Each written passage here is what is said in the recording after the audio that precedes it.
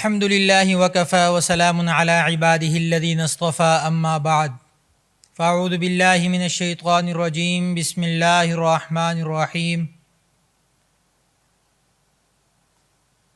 لقد کان لکم فی رسول اللہ اسوۃ حسنہ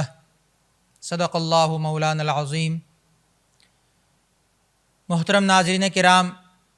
السلام علیکم ورحمۃ اللہ وبرکاتہ۔ الحمدللہ رمضان المبارک کا 12واں روزہ ہے اور پیام قرآن کے حوالے سے آج ہم 14ویں اور 15ویں پارے کا خلاصہ بیان کریں گے۔ 14ویں پارے میں سورۃ النحل ہے۔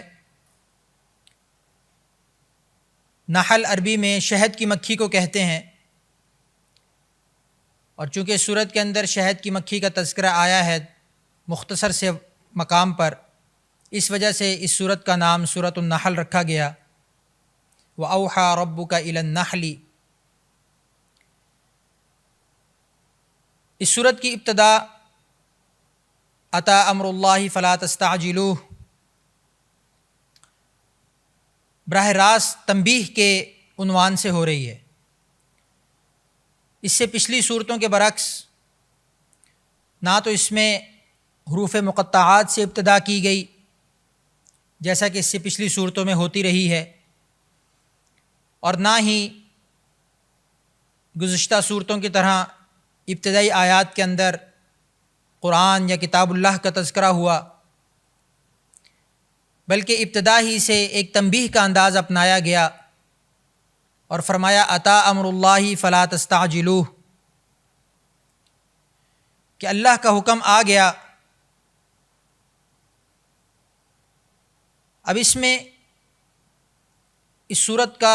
آغاز بھی اسی طرح ہے اور اس سورت کا اختتام بھی کم و بیش اس کا انداز بھی یہی ہے، لیکن آغاز میں کفار پر اور منکرین پر تنبیہ ہے، انذار ہے، اور انتہا میں اختتام پر مومنین کے لیے تبشیر ہے، ان کو بشارت دی گئی ہے۔ مزید اس صورت کے اندر جو مضامین ذکر کیے گئے ہیں ان میں کفر و شرک پر تنبیہ ہے،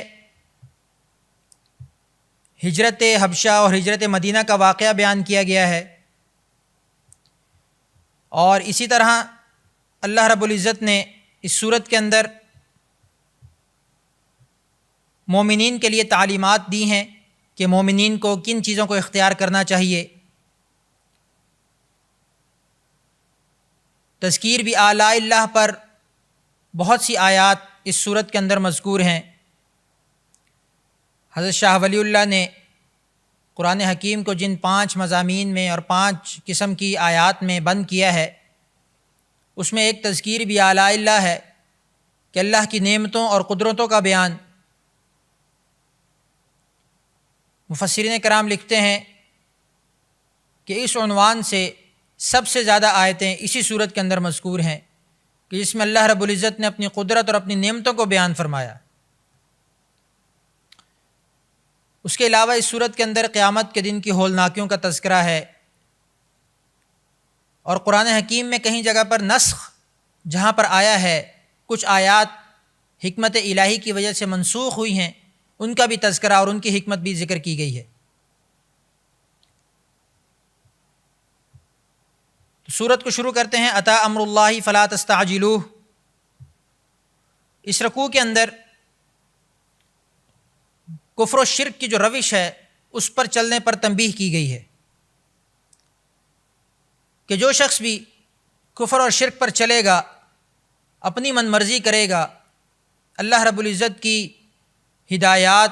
اور اس کے بتائے گئے احکامات سے روگردانی کرے گا تو اس پر اللہ کا عذاب شدید ہے۔ اور اس کے بعد انسان کی حقیقت کو بیان کیا گیا کہ انسان کی پیدائش کس چیز سے کی گئی ہے، یہ انسان کے ہمیشہ پیش نظر ہونا چاہیے، اور اس سے اس کو اپنی اصلیت کا اندازہ ہو جانا چاہیے کہ وہ کس طریقے سے پیدا کیا گیا ہے، اس کی اصلیت کیا ہے، وہ کہاں سے شروع ہوا، ایک قطرہ آب سے اللہ نے اس کو پیدا کیا، لیکن جب انسان بڑا ہوتا ہے تو اپنی اس حقیقت کو بھول جاتا ہے، تکبر اور انا میں پڑ جاتا ہے، غرور و گھمنڈ کا شکار ہو جاتا ہے اور اپنے آپ کو کوئی بہت ہی بڑی چیز خیال کرتا ہے۔ لیکن اس بات سے شریعت اسلامیہ میں روکا گیا ہے، تکبر سے منع کیا گیا ہے، کیونکہ تکبر کی ابتدا شیطان سے ہوئی اور پھر وہ ساری زندگی کے لیے راندہ درگاہ ہو گیا۔ تو اس لیے انسان کے اندر بھی یہ بری خصلت، یہ عجب کا ہونا، تکبر کا ہونا، اپنے آپ کو بڑا سمجھنا، یہ بھی انسان کو شیطان کے راستے کی طرف لے جانے والی چیز ہے۔ اور پھر کہا کہ جب انسان تکبر کا شکار ہو جاتا ہے تو پھر اللہ کی نعمتوں سے اس کی نظر ہٹ جاتی ہے، اللہ کی قدرت سے اس کی نظر ہٹ جاتی ہے، اور اللہ کی ذات کی بڑائی اس کے دل کے اندر کم ہو جاتی ہے، یہاں تک کہ ختم ہونے لگتی ہے۔ تو اس وجہ سے تکبر سے منع کیا گیا۔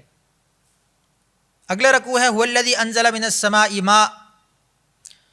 جیسے کہ پہلے ذکر کیا کہ قدرت الہیہ کا بیان ہے اس صورت کے اندر،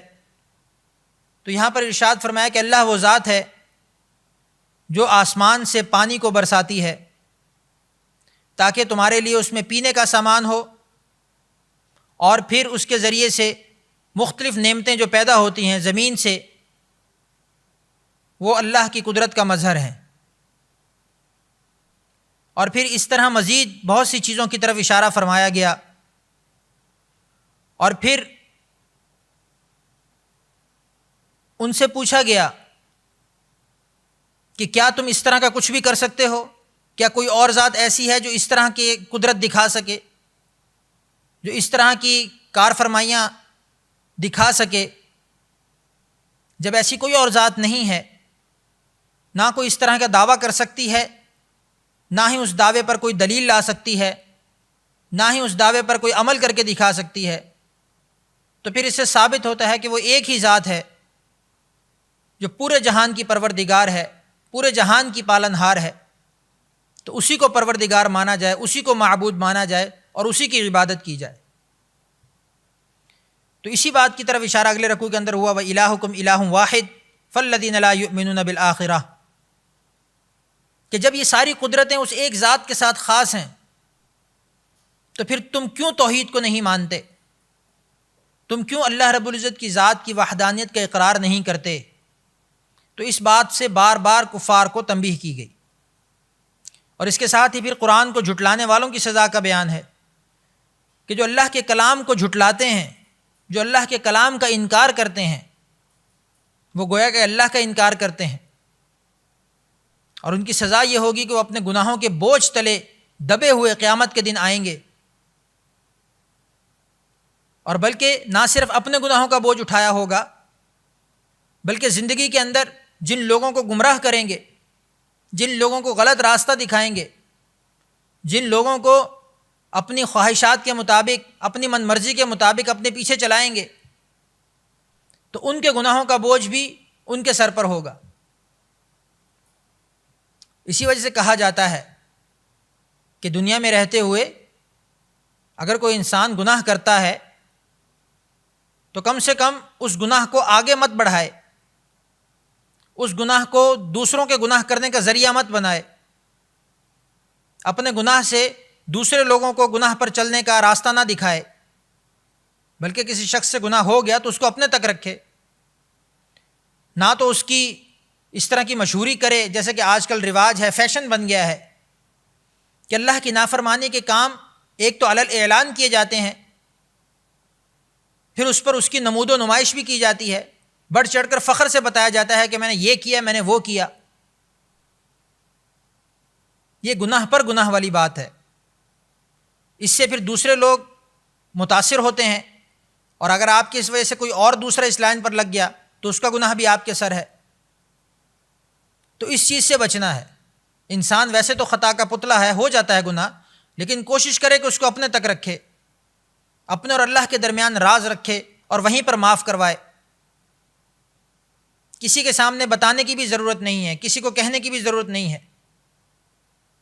تو اس اعتبار سے اپنے آپ کو بچانا ہے۔ پھر آگے فرمایا قد مکر الذین من قبلہم، کہ جو شخص اللہ کی مخالفت کرتا ہے، اللہ کی راہ میں دوسروں کو چلنے سے روکتا ہے، ان پر اللہ کی طرف سے عذاب ایسے طریقے سے آتا ہے کہ ان کے وہم و گمان میں بھی نہیں ہوتا۔ ہمیں کبھی کبھی ایسی ناگہانی آفتیں اور مصیبتیں ہمیں ان کا سامنا کرنا پڑتا ہے کہ جس کے بارے میں ہم سوچ بھی نہیں سکتے تھے کہ ایسا بھی ہو سکتا تھا ہمارے ساتھ۔ اچانک بیٹھے بیٹھے ہیں زلزلہ آ گیا، بالکل ٹھیک ٹھاک زندگی چل رہی ہے، سیلاب آ گیا، کوئی مسئلہ مسائل نہیں ہے، بالکل ٹھیک ٹھاک ہیں، کہیں سے جنگ میں مبتلا ہو گئے، ایسی بارش طوفان آئی کہ سب کچھ جو ہے وہ بہہ کر چلا گیا۔ تو یہ سب چیزیں کیا ہیں؟ یہ وہی اللہ کے عذابات ہیں کہ جب ہم اپنی حدود سے تجاوز کریں گے، اپنی جو قائم کردہ حدود ہیں، اللہ رب العزت نے جو باؤنڈریز ہمیں دی ہیں، شریعت اسلامیہ کا پابند بنایا ہے، ان کو عبور کریں گے، ان سے تجاوز کریں گے، تو پھر ایسے ہی عذابات آئیں گے جن کا کچھ پتہ نہیں چلے گا کہ یہ کہاں سے آئے، کیوں آئے۔ تو اس چیز سے بچنا ہے۔ پھر جب ایسے لوگ جو دنیا میں اللہ کی نافرمانی کرتے رہے تو قیامت والے دن پھر کفار ان کو کھینچ کر جہنم کی طرف لے جائیں گے، اور پھر وہ دوسرے لوگوں کی طرف دیکھیں گے، لیکن دوسرے لوگ ان کو کہیں گے کہ ہم تو تمہیں سمجھایا کرتے تھے کہ تم اس راستے پر مت چلو، لیکن اس وقت سمجھ میں نہیں آتا تھا۔ اب وہ اللہ سے ایک دن کی مہلت مانگیں گے کہ تھوڑی سی مہلت دے دے، من اجل قریب، ایک دن کی مہلت دے دے، تھوڑی سی مہلت دے دے، ہم اب واپس جائیں گے، تیری بات کو مانیں گے، تیرے احکامات پر عمل کریں گے، اور پھر واپس آئیں گے۔ دیکھیے جیسے میں نے پہلے عرض کیا کہ یہ تو غیب کی اور بن دیکھے کی باتیں ہیں۔ جو بن دیکھے ایمان لائے گا، جو بغیر دیکھے ایمان لائے گا، اس کے لیے ثواب ہے، اس کے لیے اجر ہے۔ یہ دیکھے کا سودا نہیں ہے، دیکھنے کے بعد تو پھر ایمان تو نہ رہا۔ ایمان کا تعلق ہی غیب کے ساتھ ہے۔ ایمان کا تعلق ہی یہ ہے کہ ابھی آپ کو کچھ نظر نہیں آ رہا، کچھ سامنے موجود نہیں ہے، حسی طور پر آپ کچھ بھی محسوس نہیں کر سکتے، لیکن دلی طور پر آپ کا دل یہ گواہی دے کہ اللہ اور اس کے رسول نے جو کہا ہے حق ہے اور سچ ہے، اس کو ایمان کہتے ہیں۔ آنکھوں دیکھی چیز کو مشاہدہ کہتے ہیں، کانوں سے سنی ہوئی چیز کو سماعت کہتے ہیں، وہ ایمان نہیں ہے۔ ایمان کا تعلق دل کے ساتھ۔ اور اسی طرح پھر اس کے بعد جیسے قرآن کا اسلوب ہے کہ جہاں نافرمانوں اور منکرین کا تذکرہ ہوتا ہے، اس کے ساتھ متقین کا تذکرہ بھی ہوتا ہے۔ تو اگلی آیت کے اندر تقوی کا ذکر کیا گیا کہ جو لوگ تقوی کی راہ پر زندگی گزارتے ہیں، اپنے آپ کو اللہ کے ڈر کے ساتھ جوڑ کر رکھتے ہیں، تو ان کے لیے دنیا میں بھی بھلائیاں ہیں اور آخرت میں بھی ستائش ہے۔ اور سب سے بڑی بات کہ ان لوگوں کا خاتمہ ایمان پر ہوتا ہے۔ حدیث میں آتا ہے انما الاعمال بالخواتیم، کہ اعمال کا دار و مدار خاتمے پر ہے۔ ہم کسی انسان کی زندگی کو دیکھتے ہیں کہ دنیاوی اعتبار سے وہ بہت زیادہ گناہوں میں مبتلا ہے، مختلف قسم کی نافرمانیوں میں مبتلا ہے، ہر قسم کا گناہ اس سے سرزد ہوتا ہے، لیکن ہمیں یہ حکم نہیں ہے کہ ہم اس کے بارے میں کوئی رائے قائم کریں، ہم اس کے بارے میں یہ کہیں کہ یہ تو جہنمی ہے، ہم اس کے بارے میں یہ کہیں کہ بس یہ تو اللہ کا نافرمان ہے، یہ تو اس کا تو کچھ نہیں ہو سکتا۔ کیونکہ ظاہری طور پر اگر شیطان اس پر غالب ہے تو ہمیں کیا پتا کہ اس کا اللہ کے ساتھ کیا تعلق ہے، روزانہ رات میں اس کا اللہ کے ساتھ کیا تعلق ہے۔ اور اس سے بھی آگے بڑھ کر مرنے سے پہلے پہلے اللہ اس کو توفیق دے دے توبہ کی، تو اس کا تو بیڑا پار ہو گیا۔ لیکن آپ کو اس کے بارے میں بدگمانی کرنے سے اور آپ کے اس کے بارے میں غلط خیال رکھنے سے آپ کے اپنے ایمان کی فکر کرنی چاہیے۔ تو اس اعتبار سے فرمایا کہ جس کی آخرت اچھی ہے، جس کا آخر اچھا ہے، اس کا سب کچھ اچھا ہے۔ مرنے سے پہلے اللہ پاک نے اس کو توفیق دے دی، توبہ کی توفیق دے دی، نیک اعمال کی توفیق دے دی، تو سب معاف ہو جائے گا۔ جیسے ایک صحابی حضرت اسیرم کے بارے میں آتا ہے کہ نہ انہوں نے کوئی نماز پڑھی، نہ کوئی روزہ رکھا، نہ کوئی نفل ادا کیا، نہ کوئی زکوٰۃ دی، کوئی دین کا کام نہیں کیا، لیکن آخری وقت میں میدان جنگ میں مسلمان ہوئے اور مسلمانوں کی طرف سے لڑتے ہوئے شہید ہو گئے۔ تو فرمایا اسلام تمام چیزوں کو منہدم کر دیتا ہے۔ جب کوئی شخص کافر سے مسلمان ہوتا ہے تو کلمہ اس کی تمام گناہوں کو معاف کر دیتا ہے، پاک صاف کر دیتا ہے۔ تو ایسے ہی توبہ بھی ایسے ہی ہے، سچی توبہ انسان کے سارے گناہوں کو ایسے معاف کر دیتی ہے جیسے وہ ابھی ماں کے پیٹ سے پیدا ہوا ہے۔ تو اس اعتبار سے جس کا آخر اچھا ہے اس کا سب کچھ اچھا ہے۔ اور تقوی کی بنیاد پر جس شخص نے زندگی گزاری اللہ کے ڈر کے ساتھ، اللہ کے استحضار کے ساتھ کہ اللہ مجھے دیکھ رہا ہے، اللہ مجھے سن رہا ہے، اس جذبے کے ساتھ جس نے زندگی گزاری ہو اور اس کے مطابق ظاہری سی بات ہے کہ اس کے اعضاء و جوارح نے اعمال صالحہ اختیار کیے ہوں گے، تو اس کا سب سے بڑا نتیجہ اور سب سے بڑا انعام یہ ہے کہ اللہ ایمان کی حالت میں اس کو اپنے پاس بلاتے ہیں۔ اور یہ بڑا ضروری ہے، ورنہ تو ساری زندگی ہم نے دیکھا ہے کہ لوگ پوری زندگی اعمال صالحہ پر چلتے ہیں، ایمان پر چلتے ہیں، لیکن کوئی ایک ایسی بات اللہ کو ناپسند ہوتی ہے کہ مرنے سے پہلے اللہ پاک وہ ساری چیزیں سلب کر لیتے ہیں، اور نافرمانی کی حالت میں اور اپنی ناشکری کی حالت میں اور اعمال بد کی حالت میں اللہ پاک اسے اپنے پاس بلاتے ہیں۔ تو اس سے ہم سب کو پناہ مانگنی چاہیے۔ تو تقوی والے لوگوں کو جب اللہ اپنے پاس بلاتے ہیں تو فرشتے ان کا استقبال کرتے ہیں، ان کی راہ میں فرشتے پر بچھاتے ہیں، ان کی روح کو جب لے کر جاتے ہیں تو تمام فرشتے اس کو مبارکباد دیتے ہیں۔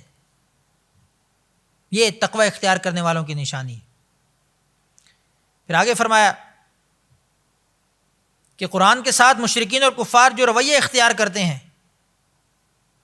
یہ کوئی نئی بات نہیں ہے، اس سے پہلے آنے والے لوگ بھی یہی کیا کرتے تھے۔ اس سے پہلے بھی جتنے انبیاء اور رسول آئے ان کے مخالفین نے بھی یہی کیا تھا، اسی طرح کی باتیں کی تھیں، لیکن رسول کا کام تو بس تبلیغ کرنا ہے۔ نبی اور رسول کے ذمے اللہ کے پیغام کو پہنچا دینا ہے، ہدایت دینا ان کے ہاتھ میں نہیں ہے، ان کے ذمے محنت اور کوشش کرنا ہے۔ انک لا تہدی من احببت، اللہ کے نبی نے اللہ رب العزت نے اپنے نبی کو یہ واضح طور پر قرآن میں ارشاد فرمایا، انک لا تہدی من احببت، کہ آپ جس کو چاہتے ہیں، آپ جس کے بارے میں یہ خواہش رکھتے ہیں کہ وہ ہدایت پر آ جائے، آپ اس کو ہدایت نہیں دے سکتے۔ یہ تو اللہ کے ہاتھ میں ہے، اللہ جس کو چاہے گا ہدایت دے گا۔ آپ کے ذمے صرف اپنی بات کو پہنچا دینا ہے، اپنا پیغام پہنچا دینا ہے، باقی ان کے دل بدلنا اللہ کے ہاتھ میں ہے۔ آپ ان کے لیے دعا کر سکتے ہیں، آپ ان پر محنت کر سکتے ہیں، آپ ان کو دعوت دے سکتے ہیں، لیکن اس کے بعد نتیجہ اللہ پر چھوڑنا ہے۔ اور اسی طرح پھر اگلے رکوع کے اندر ہجرت کا ذکر ہوا۔ اس سورت کا اگلی سورت جو بنی اسرائیل ہے اس کے ساتھ ربط بھی یہی ہے کہ دونوں سورتوں میں ہجرت کا تذکرہ ہے۔ اس سورت میں بھی ہجرت کے کچھ مضامین ذکر کیے گئے، ہجرت مدینہ کے، اور اس سے اگلی سورت میں بھی ہجرت کا تذکرہ ہوا۔ اور پھر آگے یہ فرمایا کہ صرف انسان اور جن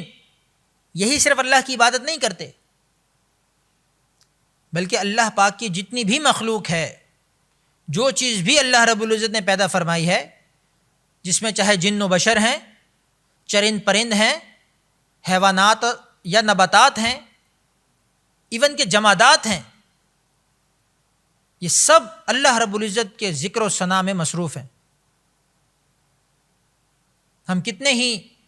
اپنے نبی علیہ الصلوۃ والسلام کے معجزات کو دیکھیں کہ اس میں ہمیں یہ واضح طور پہ نظر آتا ہے کہ انہوں نے زبان حال سے اللہ کا ذکر کر کے دکھایا۔ تو اللہ رب العزت کی جو بھی تخلیق ہے، جو بھی مخلوق ہے، وہ سب یہ سمجھتی ہے کہ ہمارا مقصد کیا ہے۔ تو انسان کو بھی سمجھنا چاہیے کہ اس کی تخلیق کا مقصد کیا ہے، اس کو کیوں پیدا کیا گیا ہے۔ جس طرح باقی ساری مخلوقات اللہ کا ذکر کرتی ہیں، اللہ کو یاد کرتی ہیں، اللہ کی بزرگی اور پاکی بیان کرتی ہیں، ایسے ہی انسان کو بھی ہر دم اپنا مقصد سامنے رکھنا چاہیے۔ وما خلقت الجن والانس الا لیعبدون، کہ انسانوں اور جنوں کی جو تخلیق کا مقصد ہے وہ اللہ نے یہ بیان کیا کہ وہ میری عبادت کریں۔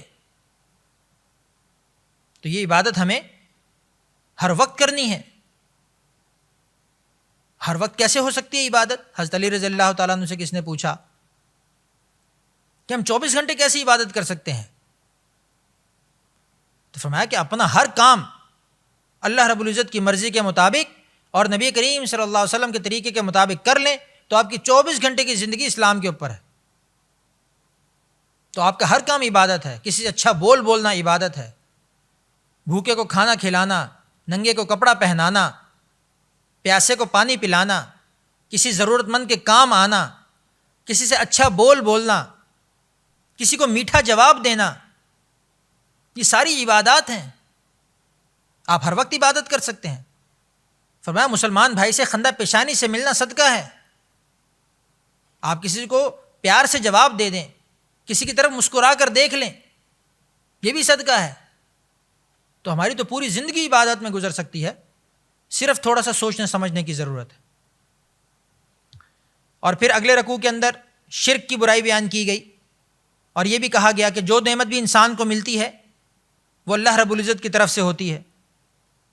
اور اس کے ساتھ ساتھ پھر انسان کے رویے کا تذکرہ کیا گیا کہ جب اس پر کوئی مصیبت نازل ہوتی ہے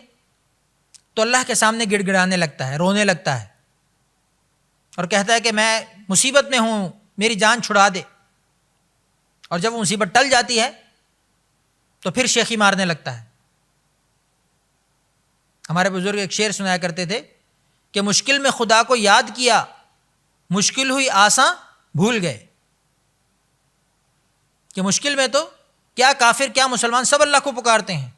جیسے قرآن میں باقی جگہوں پر آتا ہے کہ جب وہ دریا میں پھنس جائیں، ان کی کشتی ڈولنے لگے، تو اس وقت ان سے پوچھا جائے کہ اب تمہیں کون بچائے گا؟ تو وہ کہتے ہیں اللہ بچائے گا۔ اس وقت وہ بھی اقرار کرتے ہیں، کافر بھی اقرار کرتے ہیں۔ لیکن جب وہ چھوٹ جائیں، کنارے پر لگ جائیں، مصیبت سے نکل آئیں، تو پھر اس کے بعد ان کا نظریہ کیا ہوتا ہے، ان کی اپروچ کیا ہوتی ہے کہ یہ تو ہم نے کیا، ہم نے اپنی عقل لڑائی، ہم نے یوں کیا، ہم نے وہ کیا، ہم اس مصیبت سے نکل گئے۔ تو یہ اپروچ غلط ہے۔ اس وقت بھی اللہ رب العزت نے مدد فرمائی، آگے بھی اللہ رب العزت مدد فرمائیں گے۔ پھر آگے شرک کی مختلف قسموں کا بیان کیا کہ کون کون سی قسمیں شرک میں داخل ہیں۔ فرمایا ریا بھی جو ہے، دکھاوا، یہ شرک اصغر ہے، کہ کوئی بھی نیک کام کرنا کسی کو دکھانے کے لیے کہ فلاں بندہ دیکھے گا تو خوش ہو جائے گا اور میری واہ واہ ہوگی۔ اس میں تھوڑا سا فرق ہے۔ ریا کو نا شرک اصغر کہا جاتا ہے کہ یہ شرک، یہ چھوٹا شرک ہے کہ آپ نماز پڑھیں اس لیے کہ فلاں بندہ دیکھے گا تو کہے گا جی بڑا نمازی ہے۔ آپ روزہ رکھیں، نیت یہ ہو کہ فلاں بندہ جو کہے گا کہ یہ تو ماشاءاللہ بڑا روزہ دار ہے۔ ہمارے استاد جی اس پر ایک واقعہ سنایا کرتے تھے کہ مدرسے کے طالب علم جب تہجد میں اٹھتے ہیں تو کبھی کبھی کوئی جان بوجھ کے زوردار شور کر کے اٹھتے ہیں، کھڑاکے کرتے ہیں، الماری بجاتے ہیں، پاؤں بجا بجا کر چلتے ہیں تاکہ سب کو پتہ چلے جی میں بہت بڑا نیک وکار ہوں اور تہجد کے لیے اٹھا ہوں۔ تو جب یہ نیت ہوگی تو اس کا اجر و ثواب نہیں ملے گا، بلکہ عبادت وہ جو خالصتاً انسان اور اس کے رب کے درمیان میں ہو۔ تو ریا سے بچنا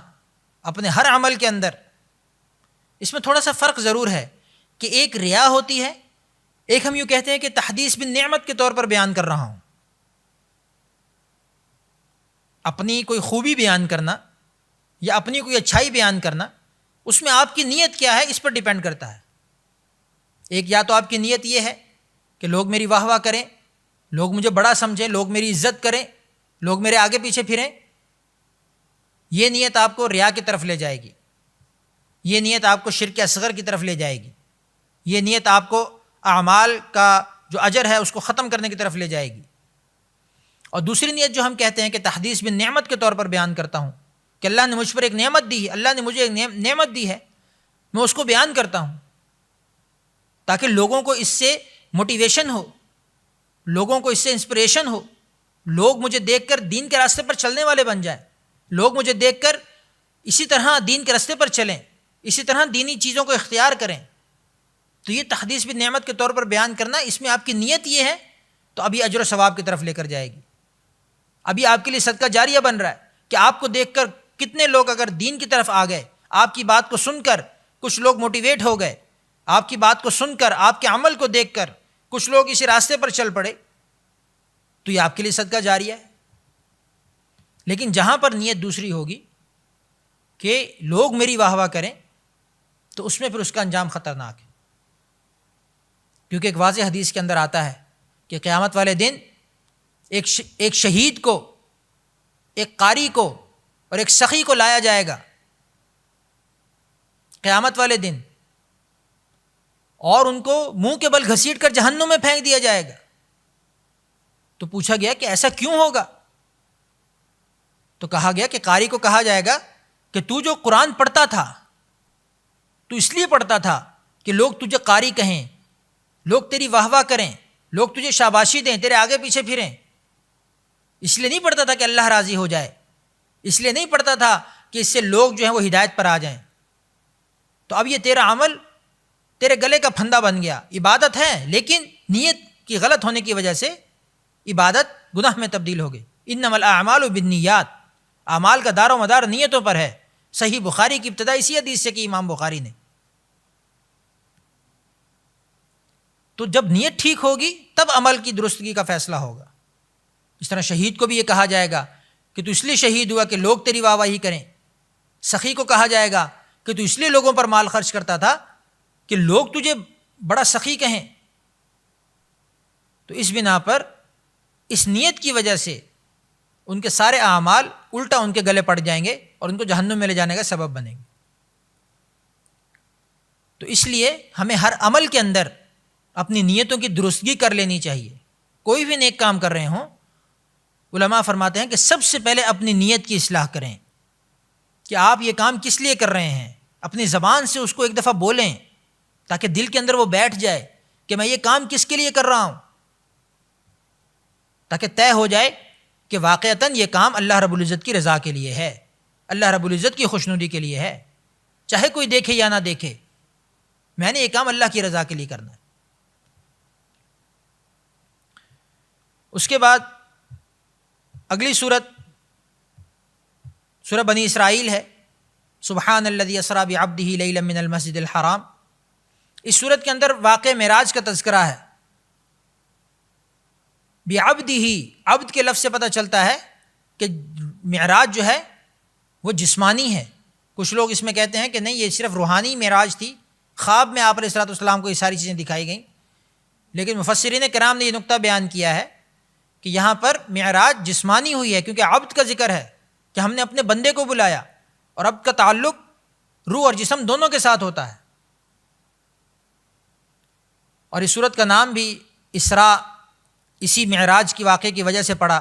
یا پھر اس کو بنی اسرائیل بھی کہتے ہیں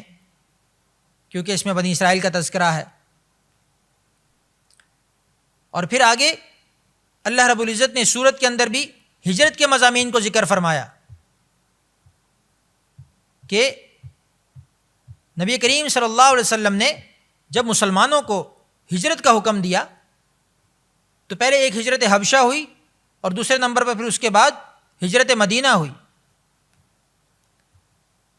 اور اس کے علاوہ اس صورت کے اندر کفار مکہ کو بنی اسرائیل کی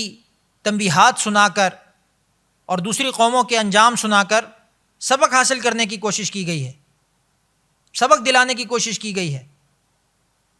کہ اللہ رب العزت نے تمہیں یہ مہلت دی ہے، تمہیں باقی قوموں کی واقعات بتا کر سمجھا کر یہ مہلت دی ہے کہ تم ایسے روش اختیار کرنے سے بچ جاؤ۔ اور چونکہ ضمن میں بنی اسرائیل کو بھی تنبیہ کی گئی ہے کہ ہجرت کے بعد عنقریب اب جب تمہارا واسطہ مشرکین مکہ سے ہٹ گیا ہے تو اب تم نے کس طریقے سے اپنی زندگی کو گزارنا ہے۔ تو کفار مکہ کو بھی تنبیہ ہے جس طرح کے بنی اسرائیل کو تنبیہ کی گئی تھی، اور پھر انسانی سعادت اور فلاح کے اصول سمجھائے، توحید خداوندی، نبوت اور قرآن کے حق ہونے کے دلائل اس صورت کے اندر ذکر کیے گئے ہیں۔ اسی طرح آگے جا کر چونکہ ہجرت کے بعد اسلام ایک نئے نظام میں داخل ہو رہا تھا، ایک نئے نظام کی بنیادیں ڈالی جا رہی تھیں، اسلام اپنے پاؤں پر کھڑا ہو رہا تھا، کیونکہ مکہ کے دور میں تو مسلمان بیک فٹ پر تھے، ڈیفینسو پوزیشن پر تھے،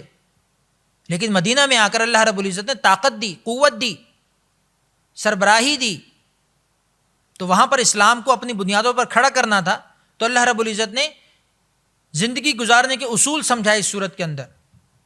والدین کے ساتھ کیسے گزارا کرنا ہے، بچوں کے ساتھ کیسے رہنا ہے، یہ سارے اصول سمجھائے گئے، اور پھر صحابہ کرام کو بتایا گیا، ان کو ہدایت دی گئی کہ جتنی بھی مشکلات آئیں گی، جتنی بھی تکلیفیں آئیں گی، جتنی بھی پریشانیاں آئیں گی، ان میں تم نے اپنے نبی کا دامن نہیں چھوڑنا، اپنے نبی کے دامن کو تھامے رکھنا ہے، اور پورے صبر و استقلال کے ساتھ اس دین کے کام کو لے کر چلنا ہے، سخت سے سخت مرحلے پر بھی ادنا سی لغزش کا مظاہرہ بھی نہیں ہونے دینا۔ تو جب یہ تربیت ہوتی ہے، جب اللہ کی جانب سے یہ تربیت ہوتی ہے، تو پھر اس کا نتیجہ بھی یہ نکل کے آتا ہے کہ مدینہ کے اندر ایک ایسی فلاحی ریاست کا قیام ہوتا ہے جو پھر پوری دنیا کے اندر اسلام کو پھیلنے کی وجہ اور سبب بنتی ہے، کہ مدینہ کو اللہ رب العزت نے بنیاد بنایا اسلام کے نظام کا، اسلام کے پھیلنے کا، وہ ذریعہ بنی مدینہ کی ریاست اور مدینہ کی حکومت، اور پھر وہاں سے اس دین کی فلاح و بہبود کے اور اس کے فلاحی مملکت ہونے کے چشمے پوری دنیا میں پھوٹے، اور پھر خلافت راشدہ کے اندر اس کا یہ نتیجہ ظاہر ہوا کہ تقریباً 22 لاکھ مربع میل تک اسلام کا جھنڈا لہرایا گیا۔ یہ اسی تربیت کا نتیجہ تھی جو اللہ رب العزت نے اپنے نبی کے توسط سے صحابہ کرام کی فرمائی تھی، اور آج یہی تربیت، یہی احکامات، یہی اسباق قرآن کی صورت میں ہمارے پاس موجود ہیں، تو آج بھی ہم ان سب چیزوں کو اختیار کر سکتے ہیں۔ فضائے بدر پیدا کر فرشتے تیری نصرت کو، اتر سکتے ہیں گردوں میں قطار اندر قطار اب بھی۔ اللہ کے وعدے بھی وہی ہیں، اللہ کی طرف سے نصرت بھی وہی ہے، اللہ کی قدرت بھی وہی کی وہی ہے، صرف ہم میں مانگنے کی وہ صلاحیت یا ان کو اللہ کی مدد کو اتارنے کی وہ جو جذبے اور جو صلاحیتیں تھیں، ان میں کمی واقع ہو گئی۔ صحابہ کرام جس ایمانی جذبے کے ساتھ اللہ کو پکارا کرتے تھے، اسی جذبے کے ساتھ ان کے لیے مدد واضح طور پہ اترا کرتی تھی۔ آج وہ فضا قائم نہیں کی جا رہی، آج وہ فضا موجود نہیں ہے جس کی وجہ سے وہ مدد بھی موجود نہیں،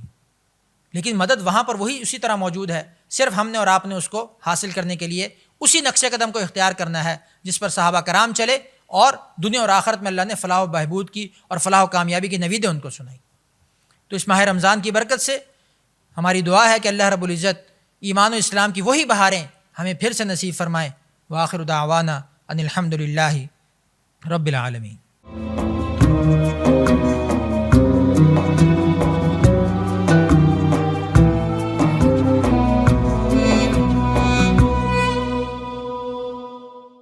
ISP Munch